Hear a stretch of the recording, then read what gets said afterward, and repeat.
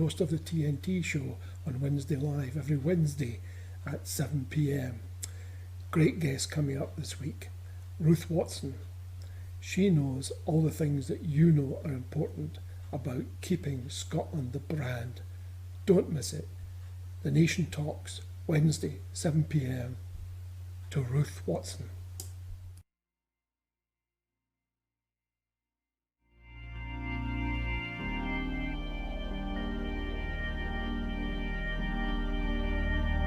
Hello, my name's Steve B and I'm a presenter on IndyLive Radio.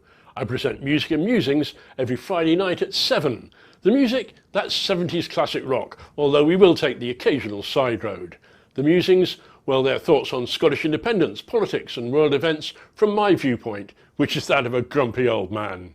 So join me every Friday night at 7 on IndyLive Radio, a new voice for a new Scotland. Hi, I'm Fiona from Clackmannan Show Women for Independence. Did you know we have a podcast on IndyLive Radio? Goes out at 10 o'clock on a Tuesday morning, repeated at 6 o'clock on a Thursday. Come and join us for some news, views, opinions, the odd poem. It'd be very nice to have you with us. And come and hear the news you're not getting. Here's some new voices for a new Scotland at IndyLive Radio.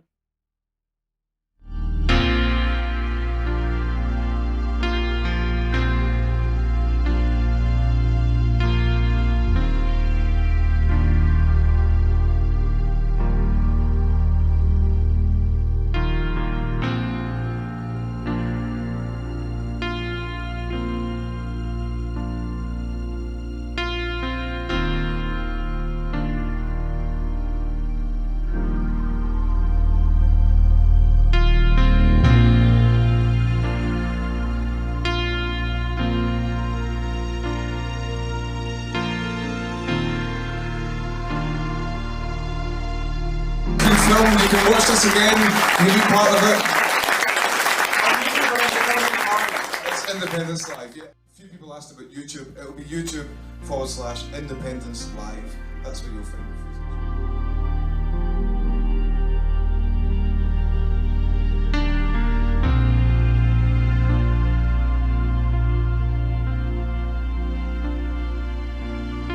it. No Westminster. No Westminster, come on. No Westminster, not for me, not for me. But therefore I'll be your slave. I'll be buried in my grave and go home to my Lord and be free. Oh, freedom, come on. Oh, freedom. Oh, freedom, one more. Oh, freedom over me.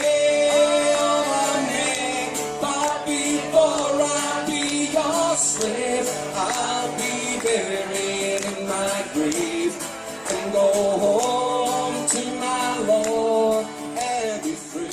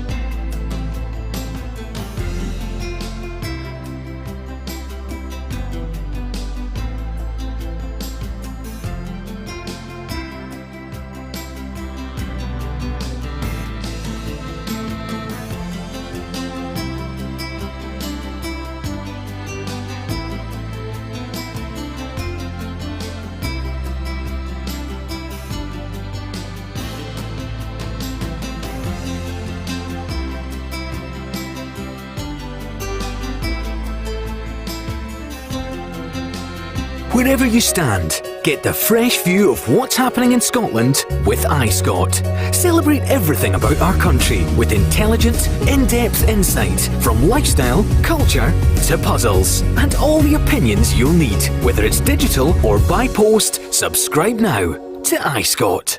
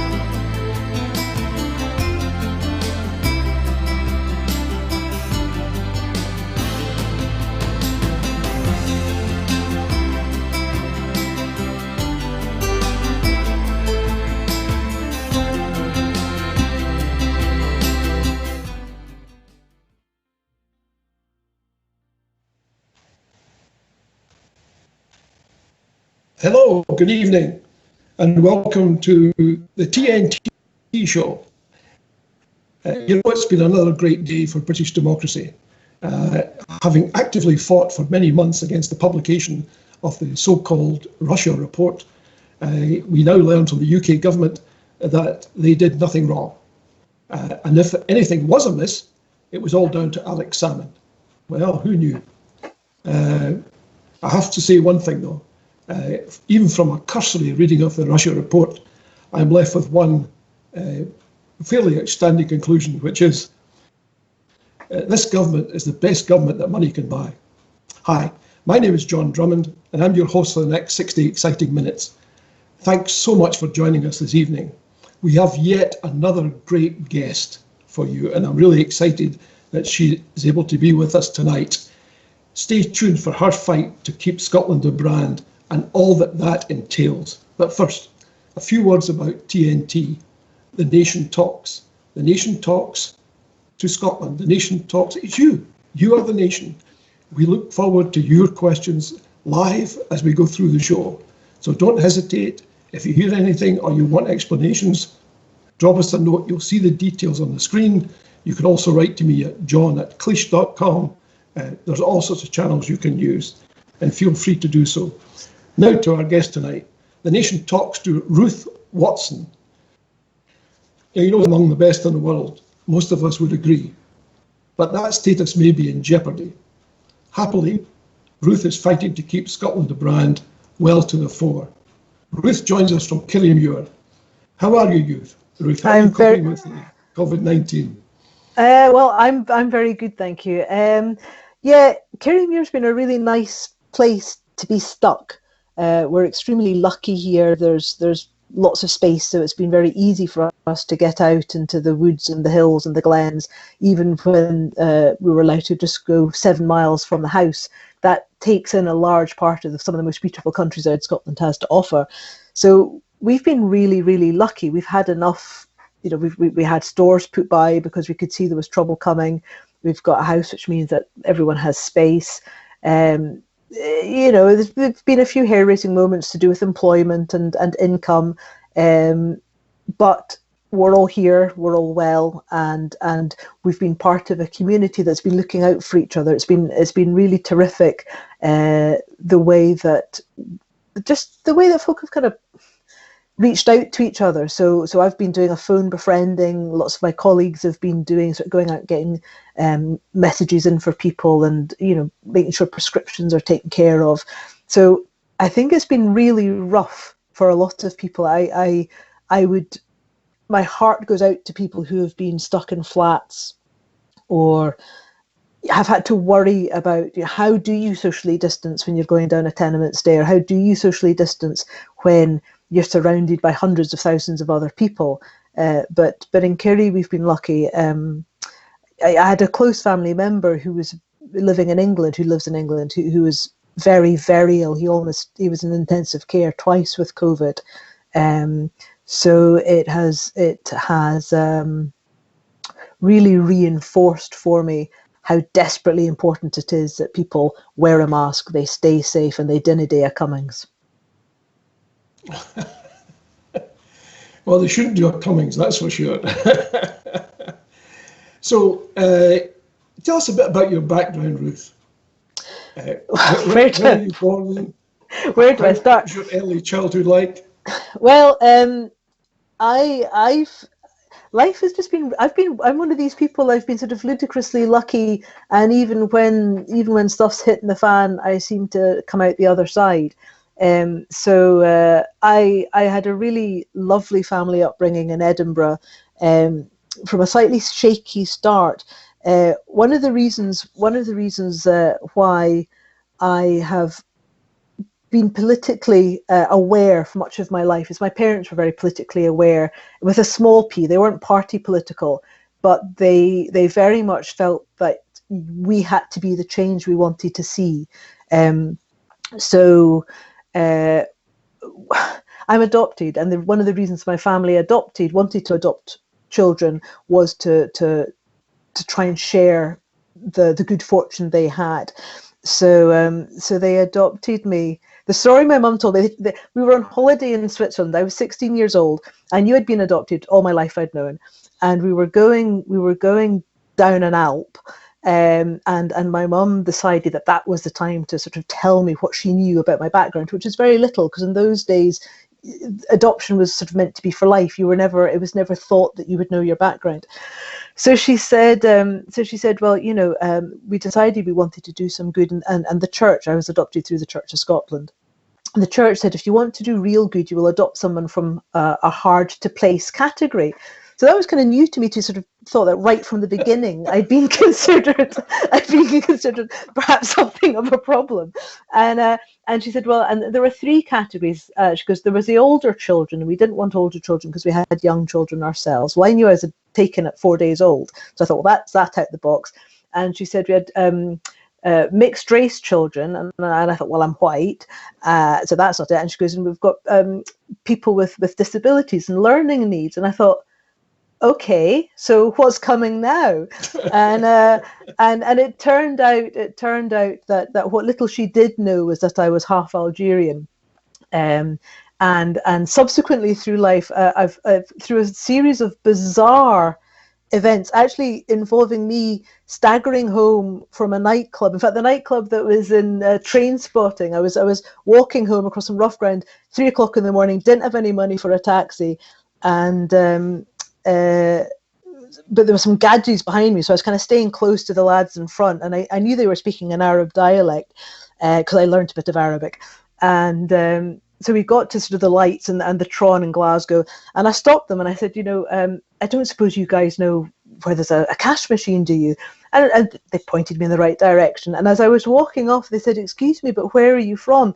And to this day, I don't know why I said it. Well, I said, well, I'm Scottish, but I'm half Algerian. I'm from Scotland, but I'm half Algerian. And they said, oh, where in Algeria? And I said, oh, a place called Dèanamh. And they went, well, we're from Mìltean. And I'm like, aye, right, guys. And they went, no. And they said, what's your family name? And so I said, well, I didn't want to go into details. And I always call my dad, and my adoptive father, my biological father, but I didn't go into details. So I just said, well, my family, my father's name was Mulud ben Chakal.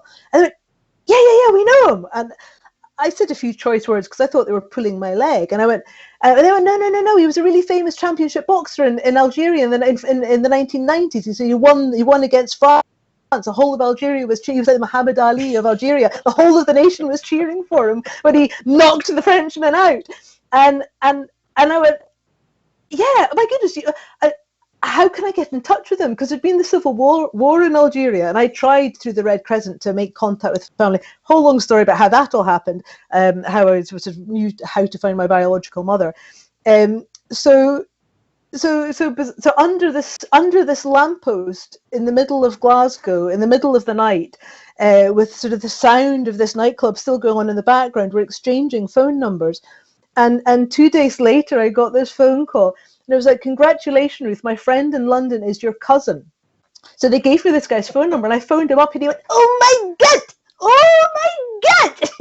So anyway, so I was born in Aberfeldy.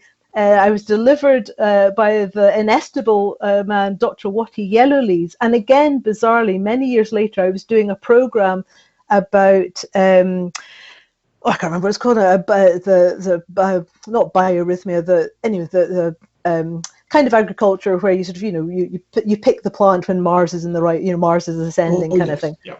And he was the president he was the person to speak to in Scotland about it. So I phoned him. And I knew from having been in contact with my birth mother, because she'd made contact many years ago, and that's a whole other story. So I did the whole interview and asked him if he would take part, and that was all fine.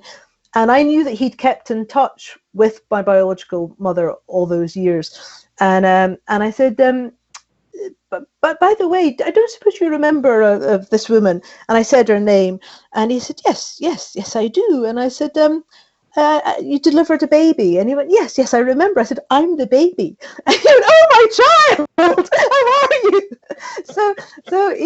So I sort of, life sort of has these weird sort of circularities to it. But I had I was sent to a suffragette school in Edinburgh, and my granny had gone to it when it was first opened, and then my mum went, and then I went. And I have to say, it seemed a little less suffragette and a little less radical by the time I was at it.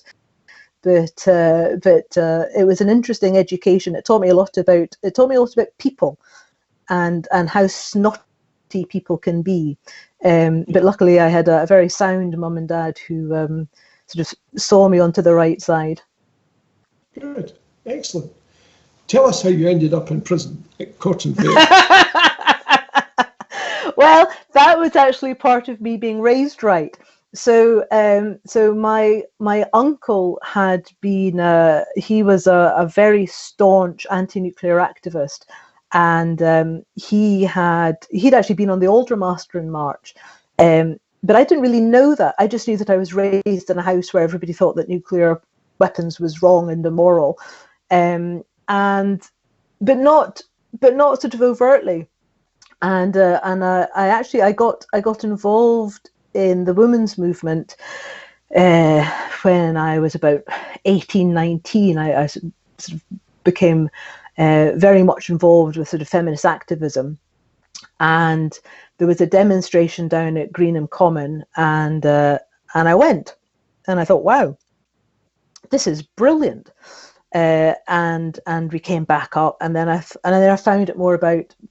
This is the days before the internet, so these things all took a bit more time. And I found out more about Fas Lane and what was happening there, and I went out to have a look, and I just thought, this is just so horrific that it's happening, and everybody's just sort of sleepwalking as it goes past. So I got very much involved. I lived at Fas Lane for 2 years, and first of all I lived in a bender, and then I lived in a caravan called the Wimps, because the people who'd originally lived in that caravan hadn't read Kerrang, and of course Kerrang is not for wimps, so that caravan was called the Wimps. That was how I lived in that, although I actually did used to read the Kerrang, which was a whole other story. But yeah, so we ended up doing a Stop Business as Usual day, and the purpose of Stop Business as Usual days is that if as soon as somebody enters a nuclear facility, understandably, or a military facility, everything has to shut down until they find the intruders. So part of the idea of a Stop Business as Usual day is that you make the people who are just, the folk who are just trying to pay their mortgages and put food on the table, and they take a job and they do that job because that's the job that there is in that area. But just to stop and make them stop and think, why are these people doing this and what is happening? So every now and then we would kind of scamper in and do forays. Now, if you did that at Greenham, because there was so much of it going on, you could do a Stop Business as Usual day, and they would just kick you out the other side at the end of the demonstration. Please go back to your campfire. But at Fas Lane, if you got arrested, then you would you were in trouble. But this day we decided to do a Stop Business as Usual day, and we all tanked it. We went legging, and the shape I am now, I probably couldn't do it, but in those days I could scale a 6-foot fence pretty quickly and hot-foot it across a football pitch with feds chasing me. And so me and my chums, we sort of scattered, and me and a small cohort ended up in the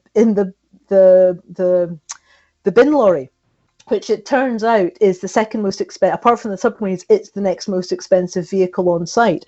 So we were sitting locked down. I was quite a cheeky wee thing at the time. And I was sitting there, and I've got everything locked up, and there's all these military chaps outside asking us politely to come out. And I'm going, no, we're not coming out. We held them off for ages. And I said, okay. I said, I'll open up if you say pretty. You asked, you're being really rude. I'll open up if you say pretty, please. And the officer looked at me and pretty, please. And I went, okay. Let's see what else we can do. I got him up to pretty, please, with sugar on and strawberries and cream before he decided to try and break the window to get us out. Anyway. That was what saw me ending up in the Young Offenders Institute at Cortonvale. So my top tip is, if you're ever going to court and you don't intend to pay the fine, do what I did, and you always take a spare pair of underpants with you, because they let you take one pair of underpants into prison, and the last thing you want is to wear prison pants. So you can take a pair to wash a pair, and then everything's nice and fresh. So what did you do after your term of imprisonment? Oh, I just went back to living in a caravan at Fas Lane and creating mischief and havoc. But I always used to be really cheerful. One of my moments of real pride was when the convoy was going past. Now the convoy, it's just one of these really sinister things that is very mundane, which is where nuclear warheads get shipped off by car, by lorry, down to is it Aldermaston? I think it maybe is Aldermaston. Yeah, sounds like. Yep, down there to get them sort of refurbished and then sent back up again. And it's just driving up and down the roads. And if one of those things goes kaboom, it's not going to be a nuclear explosion, but it will be a dirty bomb. There's going to be like a 5-mile wide crater. And these are driving past people's homes and schools, and going through Scotland's most populous city and all the way down. And So we always used to try and stop it, just the way you do, sort of throw yourself in the ground. Anyway, this one particular day, we had some paint, and I'd filled some condoms with yellow paint, and the police were all standing in front, because we'd actually caused quite a big strop the time before. Somebody had actually managed to get quite close to it and had lain down in the road. So there was loads of feds, loads of bobbies standing to make sure that we couldn't get near it. And I managed to sort of gently kind of swing, and I got it just the sweet spot right across the side of it. Before I legged it to go and hide in the woods for an hour or so, I had the joy of seeing this lorry disappear off with this big splatter of yellow paint across it. And there's an organisation called Convoy Watch that take photographs of it. And sometime later, I saw a photograph of that lorry going past with a big splat of yellow paint. So I was that made my day. But after that, that experience actually was really what helped me get in. Well, not the experience of throwing the condom filled with yellow paint, but the experience of being at the peace camp. That was what actually got me into journalism, because we used to phone up, let the Guardian and others know what was going on at Greenham, if there was military procedures going on, or there was some really scary stuff, like when there was one time the Israelis were going up to the Golan Heights. There was real tension with the Cold War.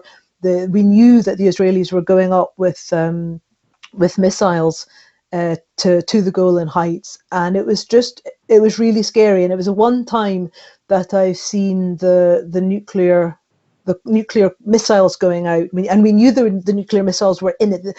At Greenham, there was nuclear convoys that would go out sort of on dummy runs, and we knew that this time was different because the alert flag had gone up. I think it was sort of DEFCON black. I think that was the code it was.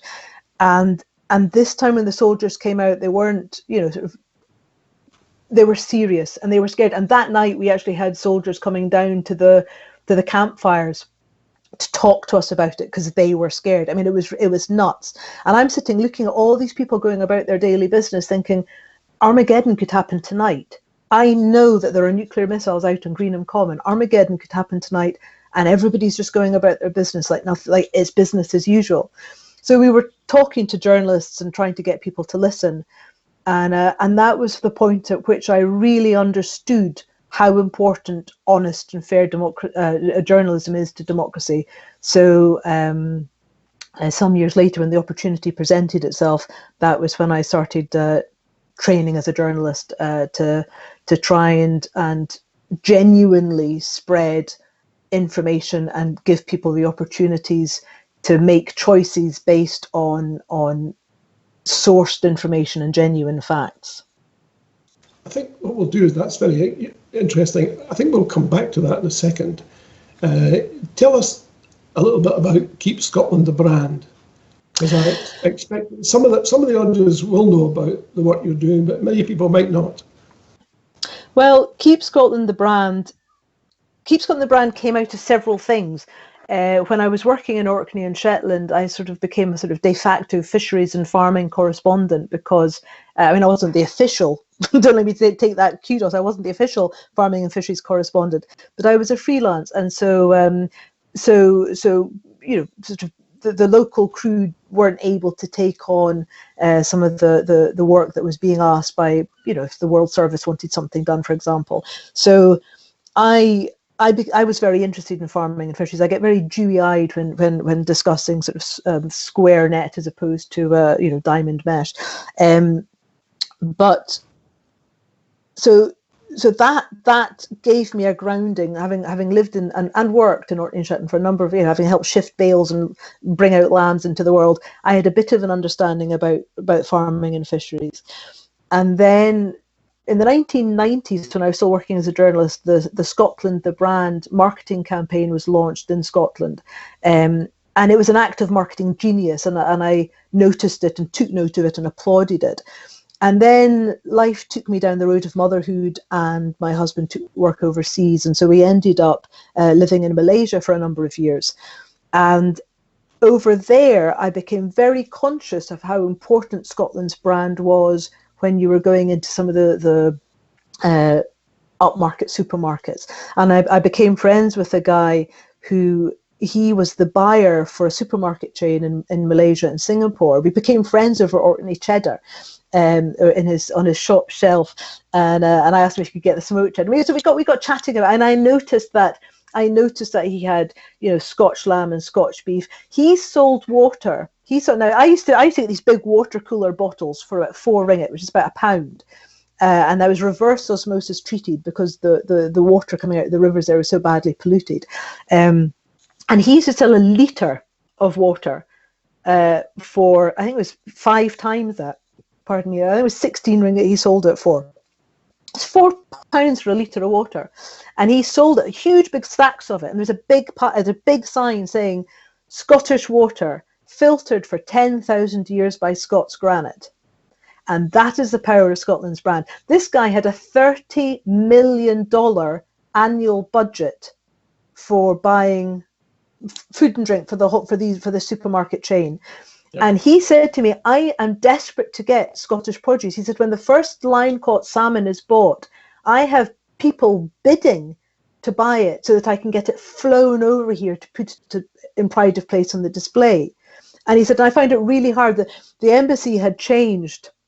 And there was no longer the international sort of trade ambassadors going out. He said, if I phone Chile up and I say, I like your wine, within a week, I will have a Chilean over with 20 or 30 different kinds of wine, and they will bring other products with them. He said, I can't get that for Scotland now. So I took it upon myself, because I am that kind of person, to phone around and to email. I wasn't phoning, I was emailing every area in Scotland to say, can you get in touch with this guy to sell him some of your cheese, or, you know, here's somebody who wants to buy your produce. And so that was all sort of fermenting at the back of my mind. And when I came over, when we moved back to Scotland in 2015, it just struck me one day.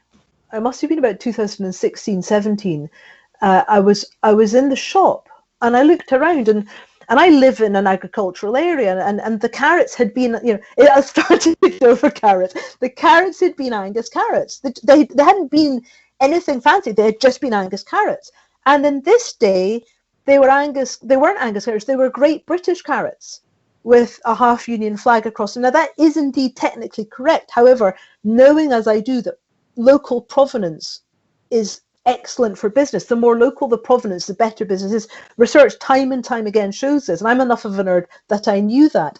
And it tied in with me having noticed the Farmer Jonesy podcast, which was talking about, there had been an article saying Scotch beef farmers up in uproar, and it's really hard to get a Scottish farmer into uproar. I mean, a steady grumble maybe, but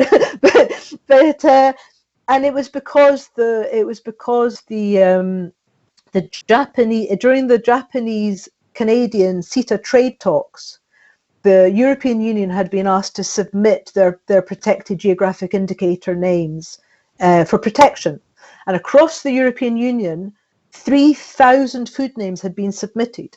And the United Kingdom, which was still a part of the European Union, but by that point the Brexit vote had happened, had not submitted one name for protection. Not one of the food names that they have across the whole of the United Kingdom, all the nations, not one food name had been submitted.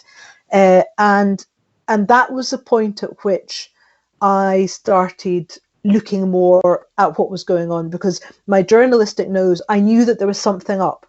There was you know, it's kind of like you can see the omens were around me. It's like, you know, it would be like sitting in the middle of a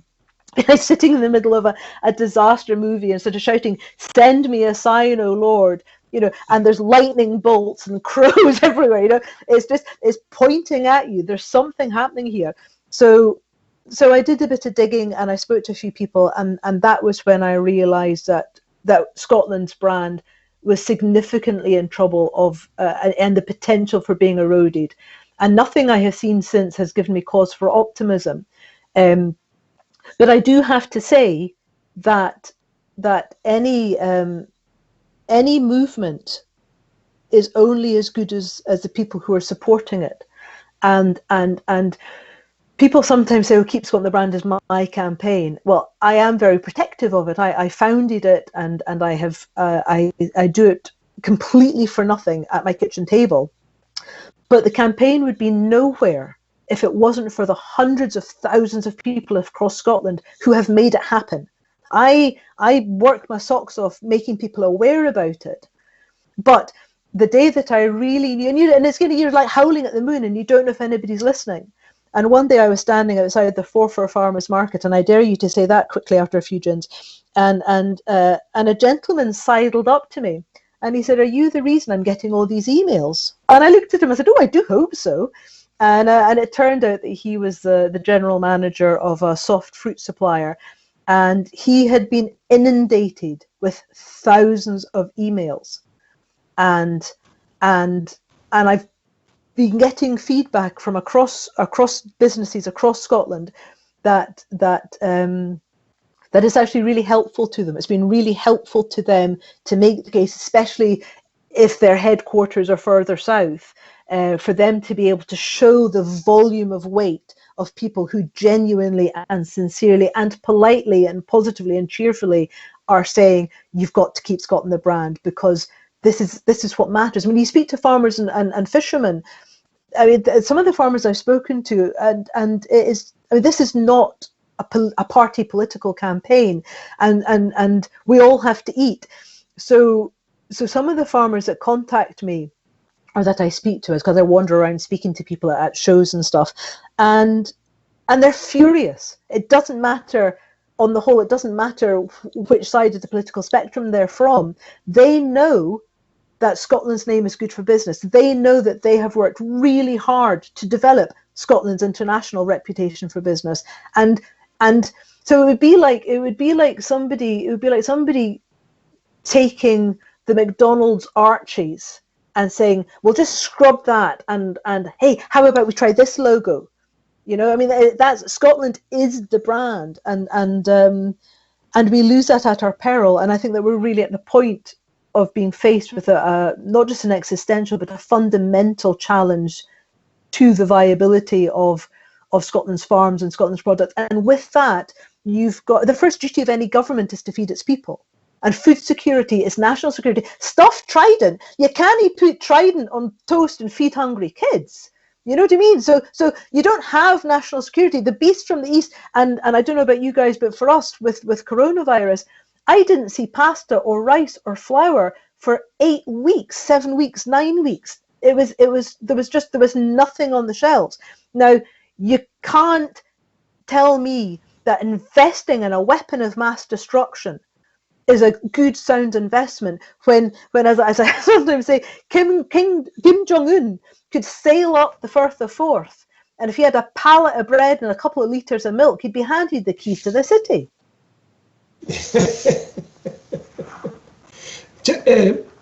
Before we go on to talking about the challenges, and I suspect you're going to tell me that they're very, very significant indeed. You mentioned the existential situation.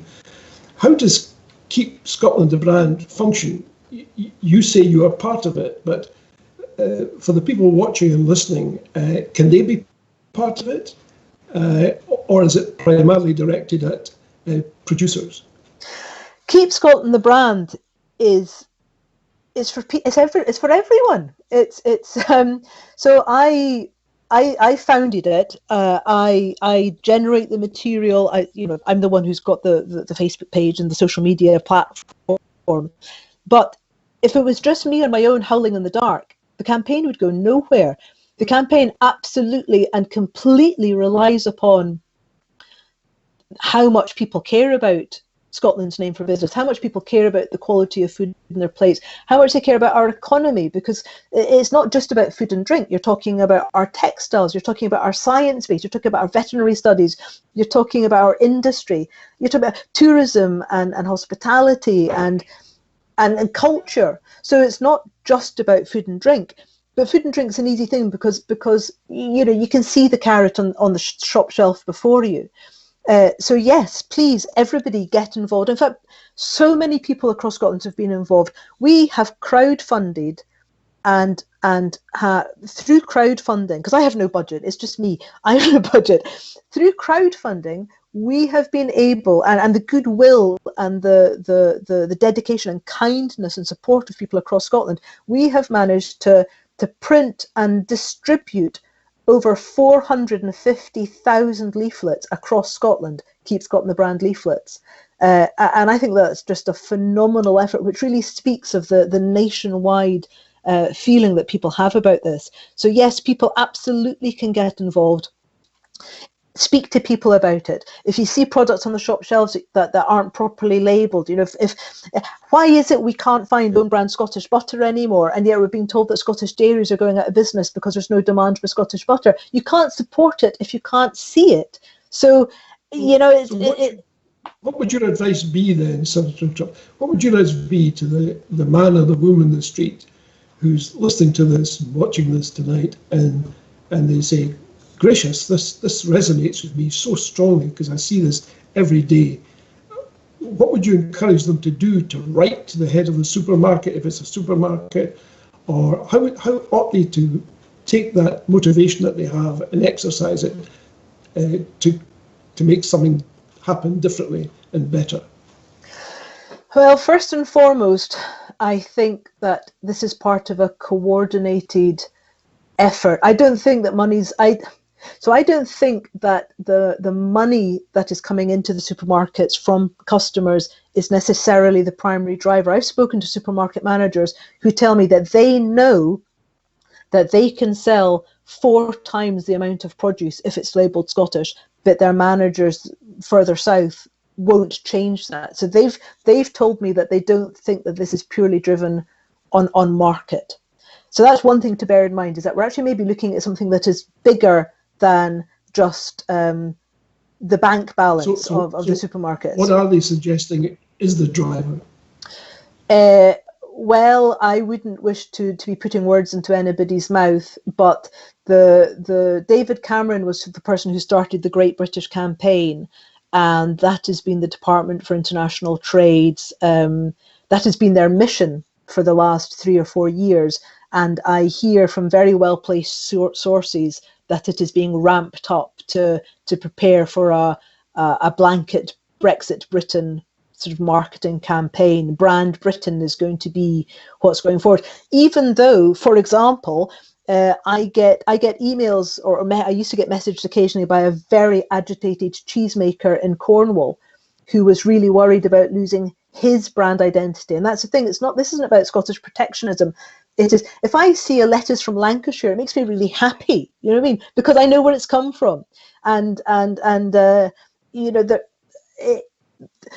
if you have homogeneity, if everything's just this one sort of blanket, bland Brexit Britain label, it's going to be really bad for our business, because Brand Britain in the EU, which is our biggest market, is a pretty toxic brand. But people know that Scotland's brand stands for something slightly different, or at least they identify with it more. They have a greater empathy for it.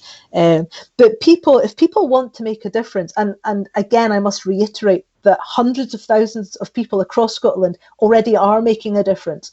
But if you go to the Keep Scotland the Brand Facebook page or website, somebody, and I have to say I can't take credit for it because it's a flipping good idea, and I wish it was my idea, but it wasn't. It was a lovely lady down in Fife. And the Send It Back campaign, I think, is one of the most effective ways that people can make sure that they're having an effective voice heard. So if you see something, say something for a start. You know, chat to people, chat to supermarket staff, mention it to the teller, talk to the people next to you. I mean, there's the amount of random conversations I have with complete strangers about Scottish butter. You would be surprised at, or perhaps not. But so this lady said, well, what about the Send It Back campaign? So there's a wee video I've put up about it, and it is pretty effective. So if you get your produce, you get your great British carrots that actually should be Scottish carrots, Angus carrots, the more specific the brand. Actually, I think that every farm should be mentioned, and not these made-uppy Redmire nonsense farms. You know, it should be. Let's know where our food actually comes to. Let's make farm to farm connections. So you get, for example, your carrot packaging, and I think that there's actually another issue to be made while you're writing your letter. Make the point that we don't need carrots to be wrapped in plastic. Let's have less plastic, please. But so how does send it back work? So if you go online, then as part of customer service rules that you have to have, supermarkets have to have a customer service email address, a customer service postal address, and it is a completely legitimate thing to do. If you are a customer and you are concerned, then you get a free post address from them off the internet, and so you make sure that the item that you're complaining about being poorly packaged, you make sure that it's clean and that it's dry. You write a nice letter. The more cheerful it is, the better, because or the more positive it is, the better, because of course you're sending a letter to somebody whose job it is to do their job, contact people, be nice to people, and you don't want their day to be bad because of us, so let's go. And they may well agree with the issue. So so sometimes I will send doggerel. It did make me mutter when I could not find Scotland upon my butter. You know what I mean? That kind of nonsense. And then you wrap that up, and if you want, you can take a photograph of it. You can obviously make sure that we can't see your postal address, and then you can post it with Keep Scotland the Brand, hashtags Keep Scotland the Brand, hashtag send it back, and you send it away. And that way you are the supermarket's having to pay for you to send that letter. The supermarket then will have to log that letter as part of their customer research, the customer input. The supermarket may end up getting back to you, but all of these things are taking up supermarket time. And they are having to log it, and the more pressure that is put upon them, and I actually have seen research which shows that in the last 3 years, the amount of people, the amount of market research showing how strongly people want to buy local Scottish produce, not only in Scotland actually, but in England as well, has significantly. The figures have gone up. The figures may always have been there, but I think that people now are more vocal about it. So there's a definite movement happening in Scotland, and everyone can be a part of it. Well, this will gladden your heart. Maureen Purdy has been in touch on Facebook, and Maureen says, love it. Wrote to Tesco a few weeks ago, got polite reply saying that they hope to reintroduce Scottish beef. Brilliant. On you go, Maureen. Thank you very much. That's a perfect example of people just making sure that the pressure stays on. Exactly. Well, it bears out the point you made. Does it also perhaps explain why it seems, at least on the surface, that supermarkets like Lidl and Aldi seem to stock more Scottish produce than the so-called major supermarkets such as Tesco and Asda and Morrison's et al. So Lidl and Aldi have a different model. They have a short chain food supply model, which is one of the reasons that during the Beast from the East, they didn't run out of food. Most people were still able to get food, and that's because you're not getting carrots being shipped down to Manchester to get repackaged and shipped back up. And I think also that Lidl and Aldi, as well as having the short chain food supply model, they also recognise that if they get local suppliers, they get a sort of better consistency of supply. The food is fresher. It keeps their costs down. And I think the thing that's really important for people to understand is that there are definite differences in farming between Scotland and England. So, for example, if you buy Scotch beef or Scotch lamb, that is farm assured. That is tracked and traced from birth up until it ends up on your plate, practically. So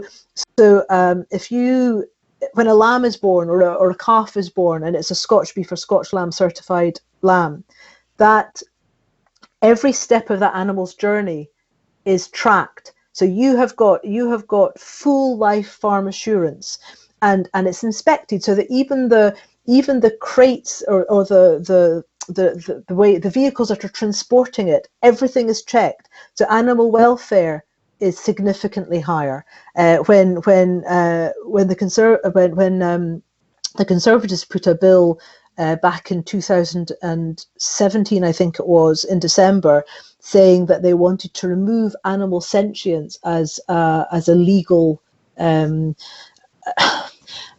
aspect of they wanted to remove the section of law which said that animals had sentience, which means that animals have feelings, and that animal welfare had to be taken into account, and that was removed. And the next day, the farmers of Scotland went pounding on Holyrood's door to say we have to keep animal sentience, because that is a really important part of animal welfare. And you're not just talking about animal welfare in terms of, as I think is right, looking after animals, but you're looking at it in terms of if you're just going to be cold about it, you get better produce. If you can tell if an animal is slaughtered and it has been stressed or it has been hurt, you can see in the meat that the meat goes a different color. It's tense and it's not nice. You can see in the meat if an animal's had a bad life. But the farm assured scheme in Scotland is full life, and that is something that has huge kudos, not only at home but overseas, which is why in Malaysia, where people don't quite know what's happened to their food or the food journey it's had, it seems to be what you've just said is terribly, terribly important. And you would like to feel that people were aware of that. Now, I wasn't aware of that, frankly, and I've been around for more years than I care to count, and I've never heard of that. Now, part of that may be down to the fact that I don't eat meat. I'm a vegetarian and have been since I was 14. But I just never came across that information, and I hope if people aren't aware of it, they're aware of it now. Well, let me. Quick comment from Anne Smart. First of all, if I may, Anne Smart on Facebook is saying, but all the TV ads that she sees are British meat, regardless of where in the UK it comes from. How do we deal with that? So that is just why we have to talk to each other. So in Scotland, there are advertising campaigns from Quality Meat Scotland which talk about Scottish meat, and there's been quite a lot of adverts about that. However, that's part of the Great British campaign, is that there's a lot of money being pumped into the Great British campaign. And there was a meeting, all the supermarket heads, well, I think it was Sainsbury's and Tesco's and I can't remember who else, but it was basically all the supermarket heads went for a meeting with Theresa May a year or so ago.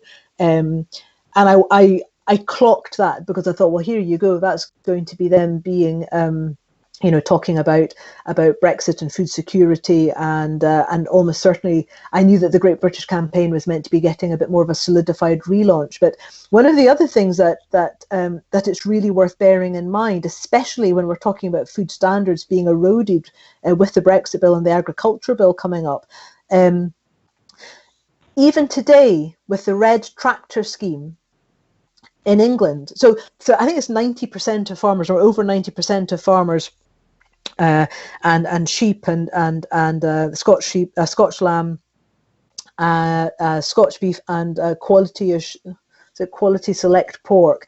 They are all part of this farm assurance scheme, and the vast majority of meat being slaughtered in this country, in Scotland, is this farm assured traceable. In England, the red tractor scheme, that only means that depending on what kind of animal it is, the longer it's 30 days. An animal can have been, I think it's 90 days for lamb. I maybe get that wrong, but you can call an animal red tractor farm assured if it has been on your ground for 90 days. But you don't have to say where it doesn't. The life it had before that doesn't matter.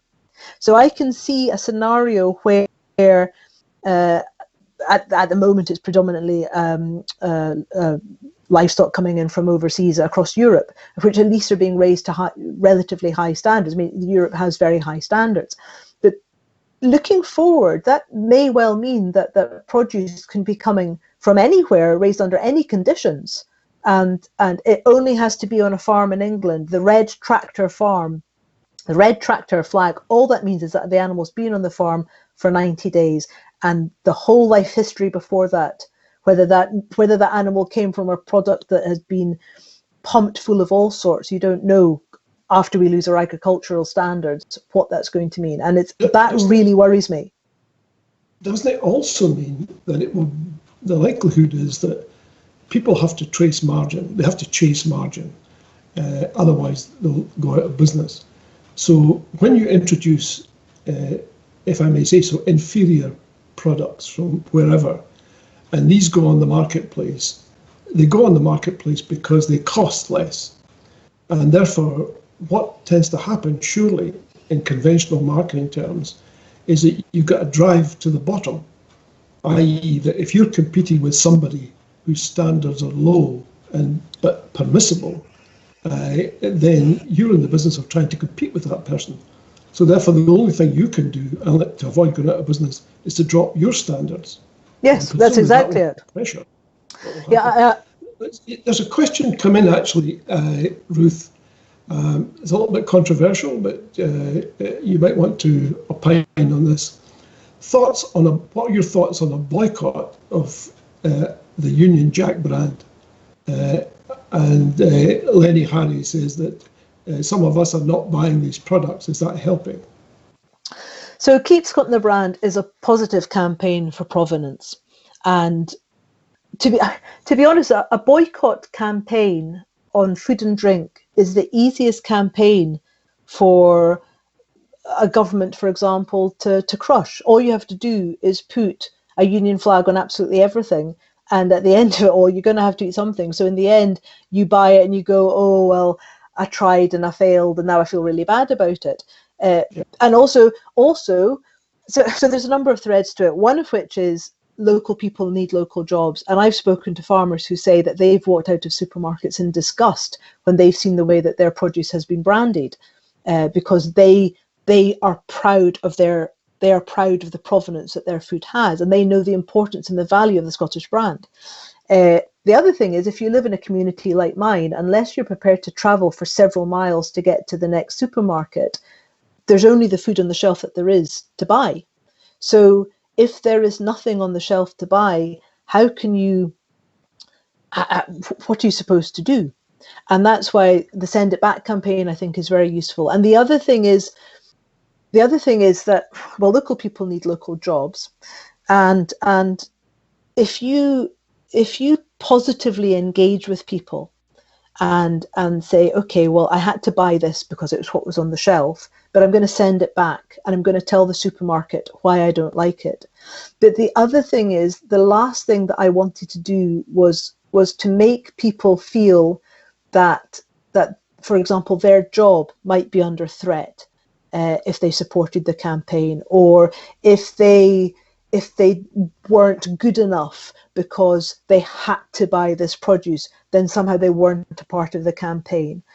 And I mean, I know people whose jobs, if you don't buy a product and somebody loses their job, how can they support your campaign?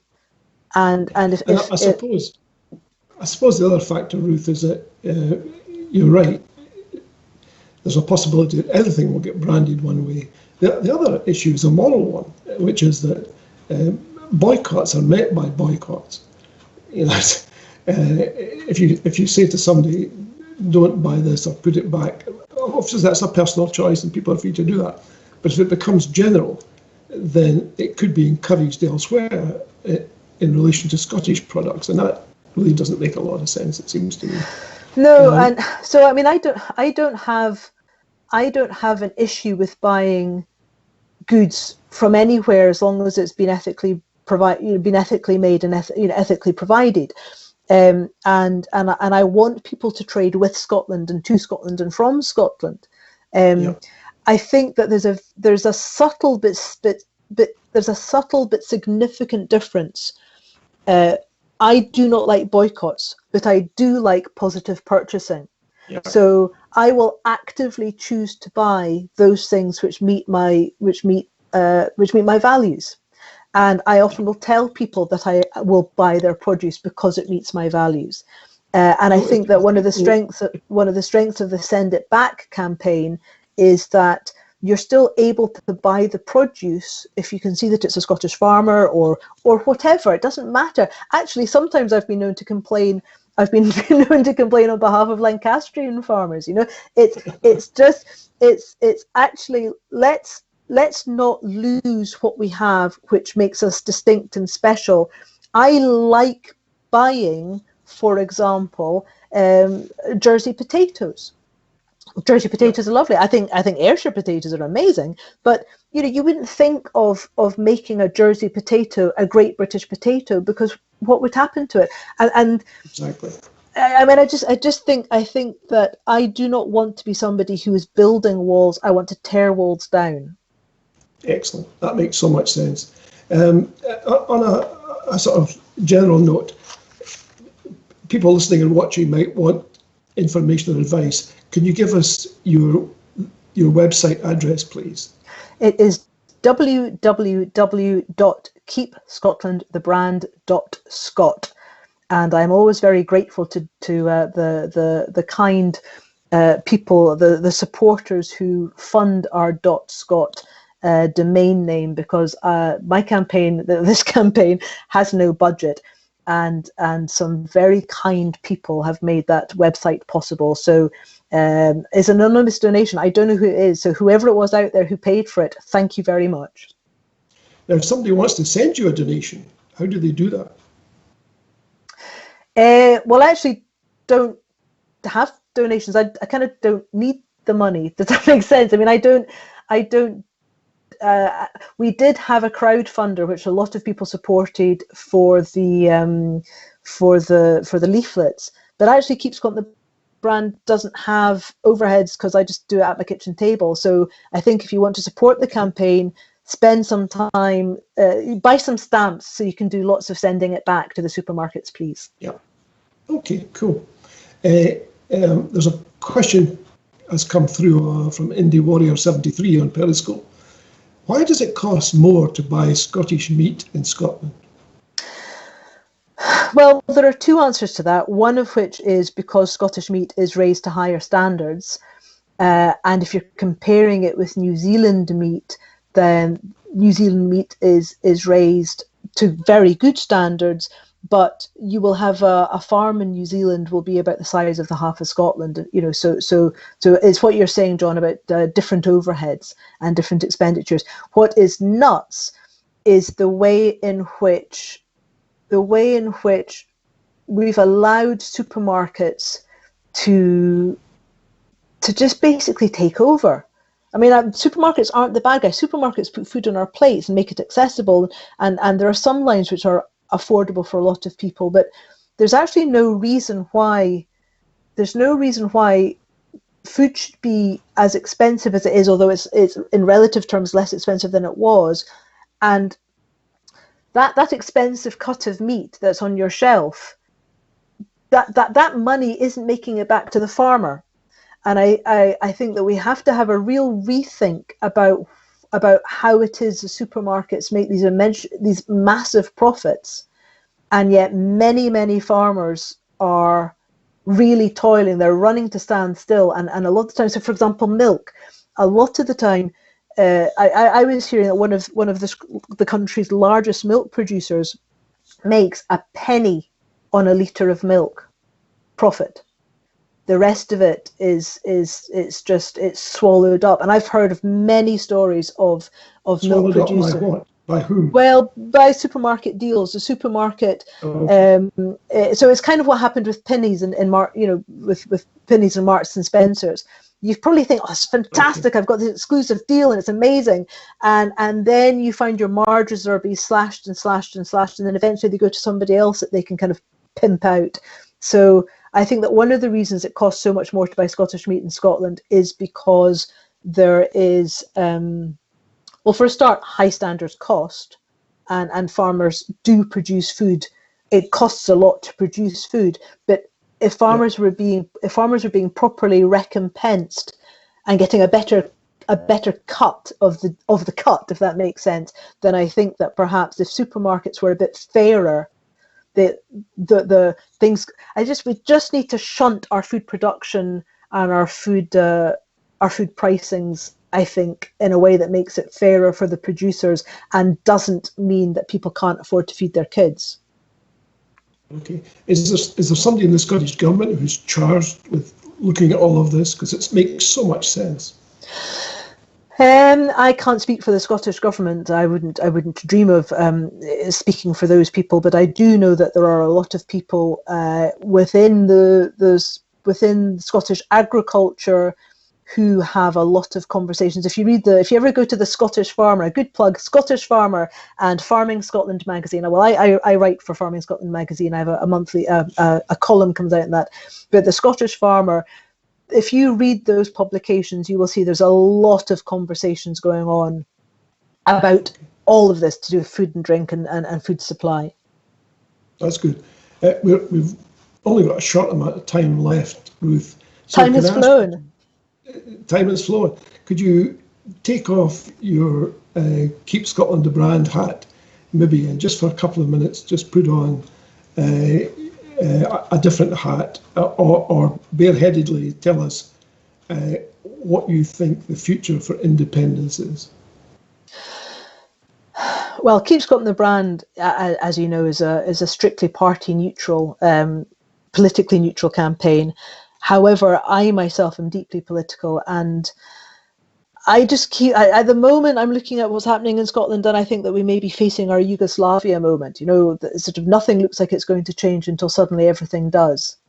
And in many ways, I think that Scotland is facing a time of great peril, democratically and socially, and economically and politically, and it actually being part of the United Kingdom reminds me very much of my first marriage. It's let's just say I'm now happily married elsewhere, and I occasionally I just look at it, and it's just like that whole "you're nothing without me, but you can't ever leave." It's horrible. It's horrible, and it's psychotic, and it is unjust, and it is iniquitous, and it's dishonest, and it goes against pretty much everything that I consider decent and honest.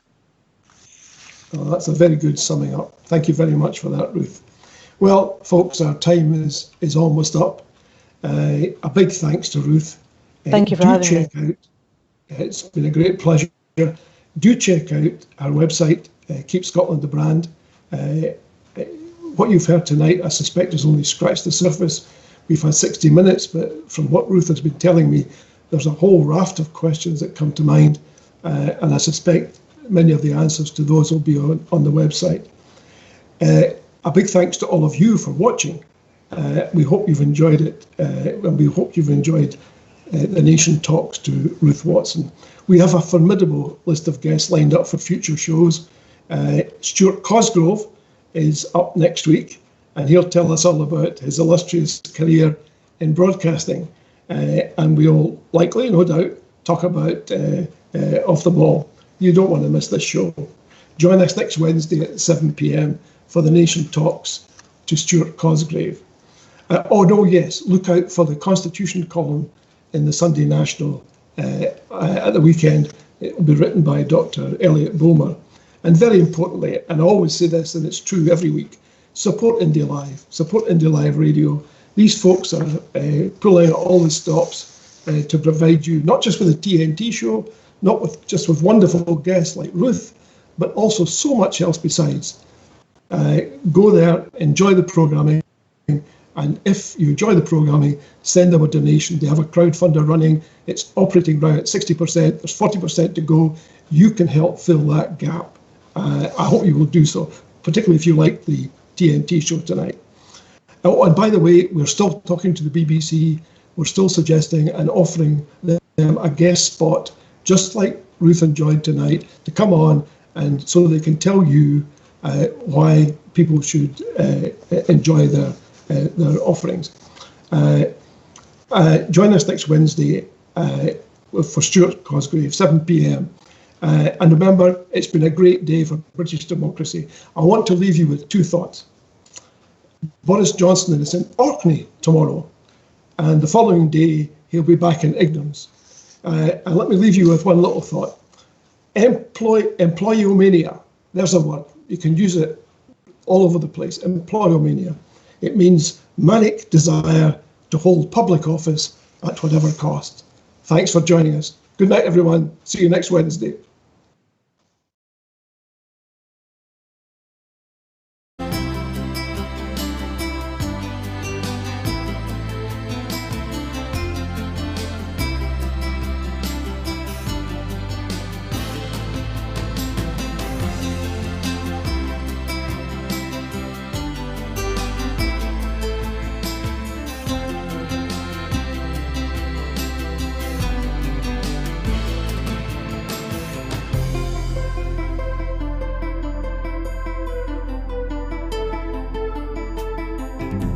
Hello, my name's Steve B and I'm a presenter on IndyLive Radio.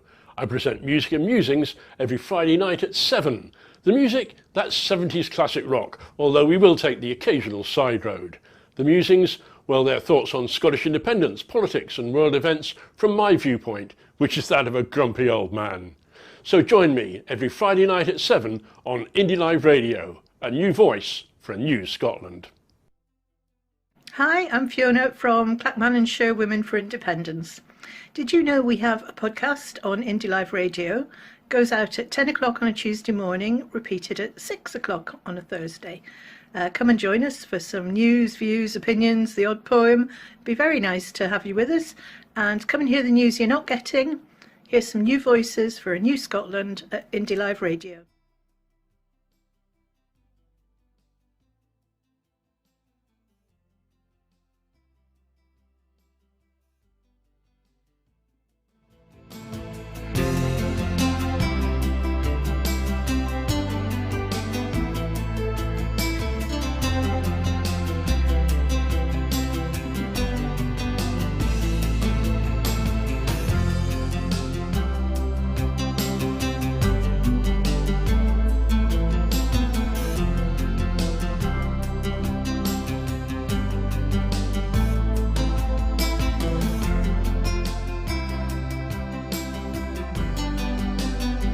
Film, you can watch this again, you can be part of it. It's Independence Live, yeah. A few people asked about YouTube. It'll be YouTube/Independence Live. That's where you'll find the footage.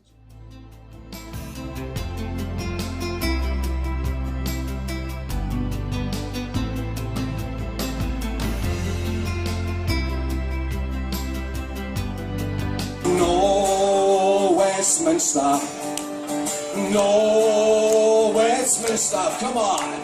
No Westminster, not for me, not for me. But before I'll be your slave, I'll be buried in my grave and go home to my Lord and be free. Oh, freedom, come on. Oh, freedom. Oh, freedom, one more. Oh, freedom over me. But before I be your slave, I'll be buried in my grave and go home to my Lord and be free.